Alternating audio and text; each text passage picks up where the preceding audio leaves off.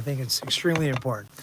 So I've been on a journey of Christianity slash religion slash God slash being one with my soul. And what I will tell you is the more I search, the more I pursue God, the more I learn to understand versus being understood. And what that means is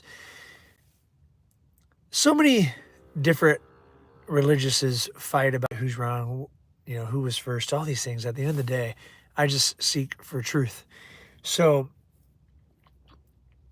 I've been on this, I had a poor mindset my whole life because you can be rich with money and still poor. What does that mean? Well, I have lots of clients who have equity in their home and they still work jobs they hate. Actually, I have a lady who owns a store. Son was shot at, and she still works this store, and she has over 10 homes, just about all paid off, and she still works there because she hasn't elevated her concept of who she is yet, so she still remains poor. So I've been on this journey of fighting what like living in abundance, right? Because there's so many negative beliefs about being poor, about being rich. And so I've been reading the Bible. Proverbs 10:22 states from God that he wants you to be rich. Read it. He wants you to be rich. Be sad about it. Read that. There's so many. Psalms 23, the Lord is my shepherd, nothing. He makes me lay down in green pastures. He refreshes my soul. He guides me along the right path for his name's sake. Even through the darkest valleys, I shall fear no evil, for your rod and staff protect me all the days of my life. Oil, your cup overflows. Your cup overflows. You could find everywhere in the Bible, and I've been doing this, to where he wants you to be abundant. So we live in a society that is functional based off small mindsets. And mindset is everything. So this morning when I'm leaving Cup of Joy, it hit me that this thought, I wanted to speak it out and share with you the way my brain works. So you will never, ever be wealthy until you believe you deserve it. You will self-sabotage yourself. And the reason you sabotage yourself is because you don't believe you deserve more, and because you've been so used to bad, you enjoy being in the bad moments because you don't know how to handle good. I say this is because I've been leveling up my life. I've been, so the age of 3 to 9, I lived with my mother. From the age of 9 to 15, I lived with my father. And at the age of 15, I left and basically lived on my own. So I sum this up to tell you that sometimes God isolates you for a reason. And if you are ever feeling isolated and you don't fit in and you just don't belong, but you want to, well, it's human nature to want to fit in. But some of us what I mean by that is, if you have a lot of difficulty when you're younger, typically God's got more in store for you. So I think it's like 95% of people that are extremely successful are the most jaded as children. And my opinion is because the ones that God's put the biggest gifts in, and there's lots of research behind it, listen and read so much to look for answers. And just like Job, God allowed the devil to test Job. You get tested, and sometimes it is God, sometimes it's the devil, but at the end of the day, God allows it. Let's just say that. God will allow it because you grow through the storms, you go when everything's easy. So I'm getting tangent. The point of all this is to explain to you that your mindset keeps you poor. Poor is pride. That's what it was about. Pride is being poor. So what I mean by that is because when I hear so many people, especially Christians, talk about, being rich, like they say the camel thing. So I finally researched that. And what that means is, I'm going to say this. Somebody explained this to me and it makes sense. And if I'm wrong, please correct me. But basically, somebody who is very biblical or has read the Bible more than I have, which I'm going to read that part. I'm going to find it and I'm going to update this. But basically, the eye of a needle was the camels back in the day, there was a huge gate and there was a door. And sometimes the camels would have to go through the door and they'd have to crouch down. Because I was asking people, like, try to understand this. And I've been looking through the scriptures, finding different things that'll explain it.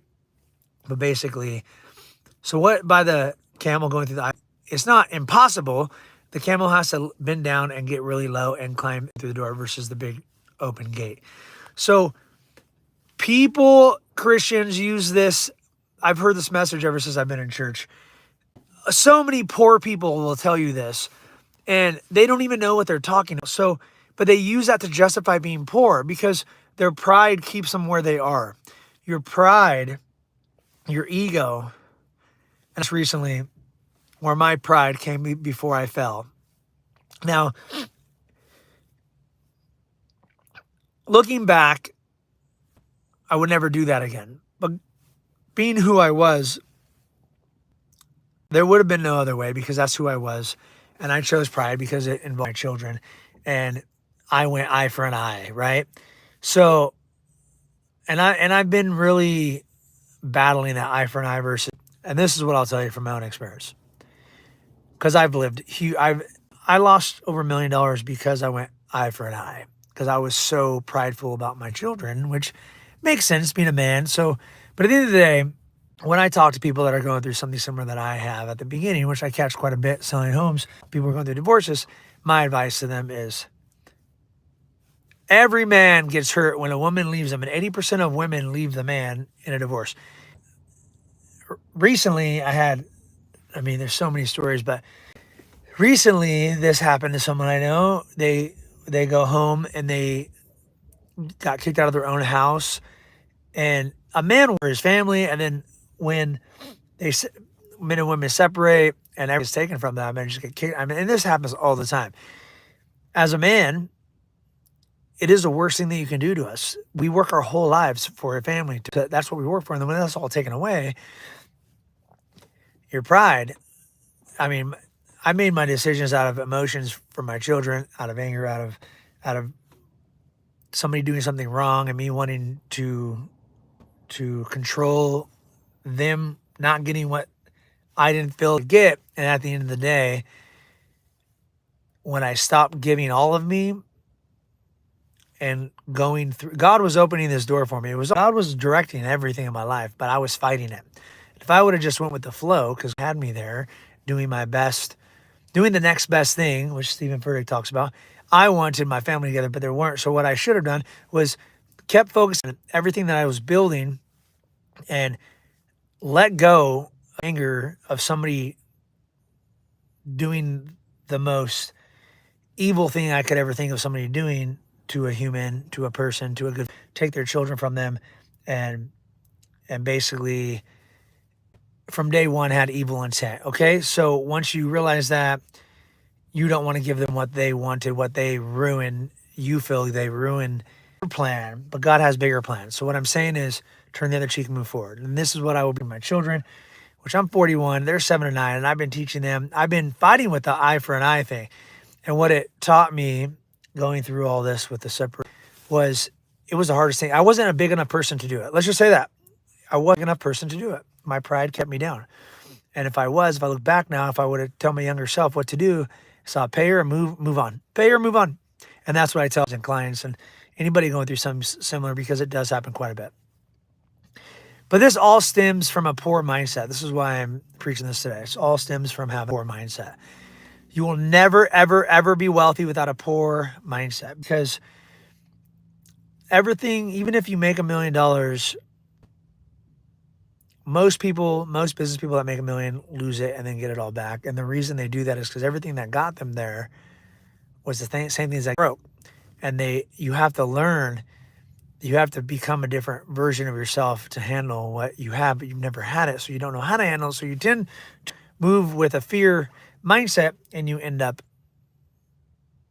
typically get whatever you fear. So once you learn to have an abundance mindset, no matter what happens, you'll always be taken care of, and God will give you more than He gives the birds that fly through the air. And I don't know it verbatim, but my point is, work on the abundance mindset. Nobody was created to be poor. civilization wants you to think that because they're beasts. But at the end of the day, we're all created for abundance. And I've been researching this for years.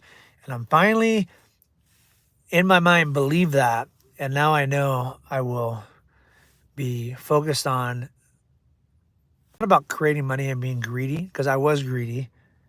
And that's how I made my mistake. Greed without even knowing it, but it was greed from fear. People have greed because they're fearful. Once you are not fearful and you know you live in abundance, and you will let more abundance. Once you know, when you become fearful, everything will go away from you. But the way this happened to me was my pride. Let's just say, I would never go as far as I'm going to go if this stuff happens. So every single bad thing that happens to you will make it better. So if you can remember to go through all the storms with a smile on your face and learn and grow and be better and embrace it, you're so much farther in life than getting stuck in the storm like most people do. So I'll be with that. That was a lot. But if you guys have any comments or want to add to any of this, please do. God bless you. Happy holidays. Until next time, we'll see you on the other side.